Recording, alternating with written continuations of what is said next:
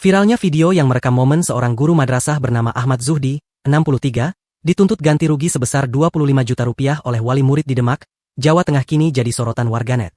Sosok sang wali murid pun masuk dalam target pencarian. Seiring dengan semakin ramainya tanggapan warga, termasuk para tokoh, sosok wali murid yang menuntut uang damai kepada sang guru ngaji pun terkuak. Satu di antaranya diunggah oleh akun Instagram Berita Semararian pada Jumat, 18 Juli 2025. Dalam postingannya, admin akun tersebut tidak mengumbar secara terbuka nama maupun identitas sang wali murid. Hanya saja, admin mengunggah potret ketika wali murid itu mendaftarkan diri sebagai calon anggota Dewan Perwakilan Rakyat Daerah Kabupaten Demak dari Partai Perindo. Terpampang jelas wajahnya dalam kartu pileg Kabupaten Demak itu.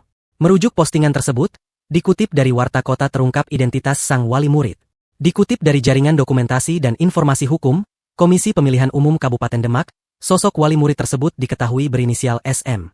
Perempuan berusia 37 tahun itu merupakan mantan calon anggota Dewan Perwakilan Rakyat Daerah Kabupaten Demak dari Partai Perindo. Dalam Pileg 2024, dirinya hanya memperoleh 36 suara dari daerah pemilihannya, yakni Dapil 3 Demak, Jawa Tengah. SM pun dinyatakan gagal menjadi anggota DPRD Kabupaten Demak periode 2024 hingga 2029.